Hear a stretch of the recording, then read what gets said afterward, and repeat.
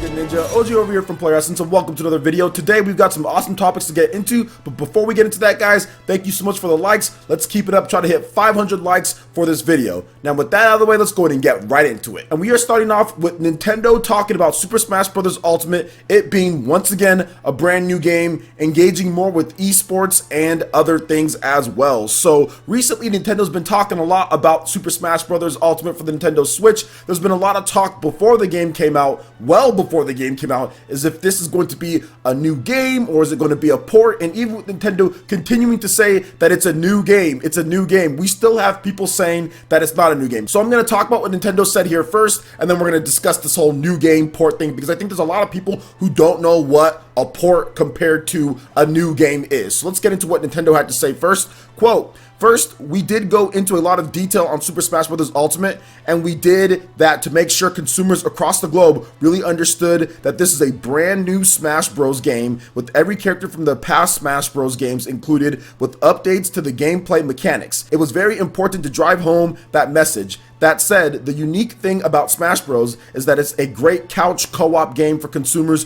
who aren't all familiar with the game. They can very much pick it up and start smashing right away." But on to the second part of your question, the competitive scene. We have been doing more and more with the competitive Smash Bros. Scene. We've supported EVO, we've supported a number of the other tournaments, and the Nintendo philosophy is this. We want to first obviously provide a game that is really well suited for the competitive activity. Certainly Smash Bros. Ultimate, we believe, will deliver on that regard. But the other thing that we worked with the EVOs of the world is to have some consistency in the format of the tournaments to make sure that the best players do have an opportunity to compete, and those activities will continue. We believe that letting the communities grow around Smash Bros. As a competitive experience is good for Nintendo, and it's good for the pro players of Super Smash Bros. So let's talk about this, because this is a multitude of different things here. One, first and foremost, guys, a port is not just something that looks similar to something else, therefore it's a port. I've seen a lot of people say that, heck, even in the comment section of some of the articles here, oh, well, it looks like this. Everything that I've seen seems like it's going to be an enhanced port, or it's just a port of the game. It's not. A port is when you take the finished code as far as what you have and essentially just bring that over to the other system. There could be some minor changes here or there, content added, but it's essentially the same game in terms of its looks, performance, and what you kind of do. Now, there might be some tweaking to things, but overall, you can take Mario Kart 8 Deluxe, right? And you can take Mario Kart 8,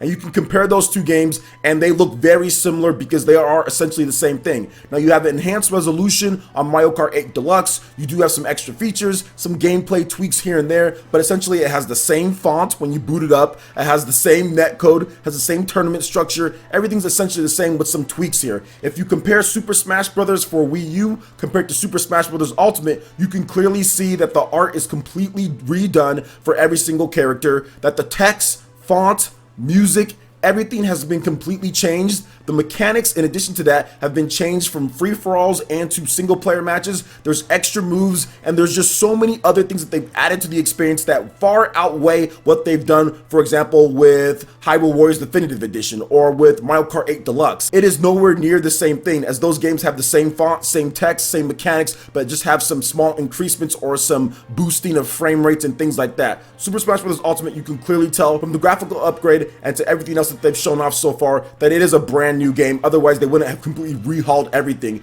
You don't call something a port or an enhanced port, then it essentially has completely redone fonts, completely redone art, and everything like that. They take the finished code of the game, then put it over to the next system and enhance it in any way that they want to, not completely redo everything. So this whole port or enhanced port talk is absolutely silly, and people just upset because they were wrong about what happened. So we can just drop that. In terms of what they said about like really wanted to make sure and focus people know it's a new game, the reason why we got so much Smash Brothers is because of the people who kept on saying that, which I talked about on the Avid and Smith podcast. I was like, you know what? I think Nintendo really wants to, or is going to drive home this whole it's a new game thing, because people before the game was even revealed saying that it was going to be a port, which was kind of unfair, but at the same time, it's the internet, right? And then when they first showed it off, they showed off a big CG trailer. They said there's going to be an invitational and all of that, and that should have just stopped the whole port talk, but it continued even after that. So Nintendo kind of went all out when it comes to making sure people knew with the mechanics and the controls that it was was a new game. So all the people that were driving home that whole port thing, you guys can only blame yourselves for getting so much Smash Brothers at Nintendo's Direct and at E3. But I was completely fine with that. So thank you for that. We got to see a good look at the game, and I think that it's going to perform very well. And I'm really happy that Nintendo is embracing the mechanics of the game, embracing the competitive play, and making sure that they can put out a game that people are really going to want to play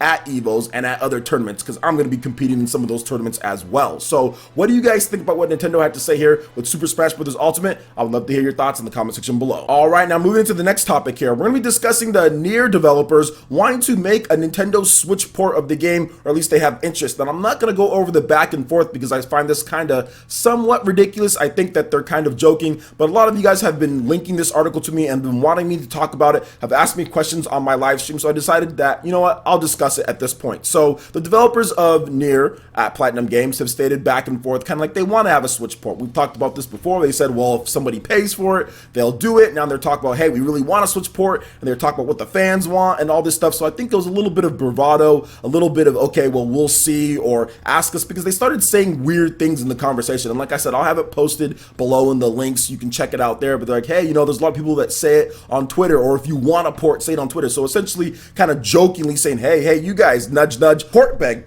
nudge, nudge. And I will say, no, I'm not port begging for anything. They want to bring it over to the Nintendo Switch, they can bring it over to Nintendo Switch. If they don't want to, then they don't want to. They should have brought it over to Nintendo Switch already at this point. I mean, if they're going to bring it over to the Xbox One, which I do think Microsoft paid them for, or it was just a super easy port, obviously, PS4, Xbox One architecture right then and there. So I think it was one of those two things. It is digital only, so I'm guessing they paid the minimum and just said, hey, you know what, Platinum, as maybe like a goodwill type of thing, since we did, you know, kind of cancel your Scalebound game, how about we get a port of NieR Automata and we'll pay for that? So I do think that happened, although that hasn't been confirmed or anything like that. It's just my own speculation. So I do think that's the reason why it's coming over to the Xbox One. The game has done really well. It sold over 3 million units on the PS4 and PC combined. So I do think that the Xbox One will add a little bit to those numbers. But if they were able to bring it over to the Nintendo Switch, I do feel that it can do really well there. I think it can add another million to that total, but that's on them to do. That's not on me to sit here and port beg or ask, which I do think it was a little bit of a joke, because they've probably gotten so many requests and they were joking about it in that way, like, hey, go bug this person on Twitter in order to get it, because people have already been bugging them to heck and back about this whole thing, probably especially in Japan. I mean, having a portable version of NieR, that would be awesome. So I'm not going to port beg. I'm not going to ask you guys to port beg. All I'm going to do is kind of let you guys know of the conversation and what's going on there. And of course, it would be great to have NieR on the Nintendo Switch. They definitely have to fine tune some things, and it might take a little bit of time, but hey, it is what it is. If it comes over, it comes over. If it doesn't, it doesn't. I bought the game on PlayStation 4, and I'm not necessarily itching or dying to play it again or anything like that. So that's my opinion on the matter. I know a lot of you guys will probably have a little bit of a different opinion. I'd love to hear what you guys have to say in the comment section below. All right, and moving into the final topic here. Nintendo considers the Nintendo Switch Online the successor to the Virtual Console, and this was a big point of discussion in terms of controversy back and forth between the fan base, and I will tell you guys what side I'm on after we get over this here. So Reggie Fils-Aimé recently talked about the Nintendo Online service and why people are going to buy into it and all of that. So here's what he had to say on the matter. Quote, the Virtual Console successor is Nintendo Switch Online, right? With the mentality that says we're going to be offering a slate of games, and it's a slate that's going to increase over time. For many of these games, there's going to be an additional online capability provided in those games. That's the vision that we have for how to best bring our legacy content to Nintendo Switch. We do believe people will subscribe to Nintendo Switch Online. What we've laid out is a proposition where, yes, you get the competitive play accessibilities, you also get the cloud save, and you get access to the legacy content. That's the fantastic proposition for $20 a year. We believe that it's not going to be any type of issue for us. In fact, it's going to enable us to continue offering a varied slate of opportunities from an online experience standpoint. So let's go ahead and break down a little bit his first statement and then his next one here. When it comes to the Virtual Console, I've been somewhat of a skeptic about the Virtual Console because I do believe that it's been handled very poorly in the past. It was cool when it was first revealed, all these cool games, and then you essentially lose all those games when you move over to the next system because Nintendo never had an advanced online structure in order to bring over all these games. It was always case in point built on the system that it was built on, using the tools that they did use, and then all right, all that's wiped out onto the next system, have to redo it again, re-release release the same games. It was never handled in a great way because Nintendo's inexperience with online, cloud tech, and all of that. Now with the Nintendo Switch, they are pushing this $20 fee, and they are pushing this cloud saving, and they're also pushing cloud in terms of storage and having a slate of games that you can do there. I much rather have that because it shows me that Nintendo's probably going to carry this over to the next Nintendo Switch or to the next Nintendo system, and you won't have to redo things over and over. They'll just continue growing and adding to the library of their cloud services and what they can offer. I find that a lot better than what they did before, and in terms of even like what Microsoft and Sony do in terms of classic games and stuff like that, sometimes you can't bring those ones over. Sometimes they just stay on the system that they're on. So I do feel that this is a great way of doing it. You're going to build a great library of games over time, and eventually it's going to be better than the Virtual Console, and it's going to be a lot cheaper overall. If you're a Virtual Console consumer, it's going to be a lot cheaper than what other people have purchased in the past when it comes to Virtual Console games. I'd much rather have it as a side thing than actually have it like a Virtual Console on there, than also have to pay for online in terms of that. I like the fact that they're just including that in there, and whenever they add the classic games, you can play them on there. All these classic games are available on all the different systems. You can buy them or you can get them however you want. I mean, it's pretty much documented. You can do that at this point. Heck, Nintendo didn't even care with the Super Nintendo Classic if you hack that thing. So you can do what you want at this point. All these classic games have been there. They're just simply offering a service, in my opinion, that's going to be better going forward in the future, and I'm not going to have to consistently rebuy Super Mario Bros. 3 over and over and over and over again. So I'd rather have it this way than have it the way that they did it before. But that's just my opinion on the matter. What do you guys think about this in terms of what Nintendo had to say when it comes to the Virtual Console, their online service, NieR, as well as Nintendo driving home the point that Super Smash Bros. Ultimate is a brand new game? I'd love to hear your thoughts in the comment section below. All right, Ninja, that wraps it up for this one here. Go ahead and check out the links in the description below. We got Facebook and Twitter. Go ahead and give us a like and a follow on our social media. Really helps us spread the content of Player Essence across the internet in addition to YouTube. Also, make sure you check out our Patreon, Twitch, and YouTube live gaming pages and consider supporting Player Essence. When you do so, it gets you access to all sorts of cool benefits, perks, rewards, and emotes via YouTube sponsorship. So check out the link in the description below and consider supporting Player Essence right here on YouTube.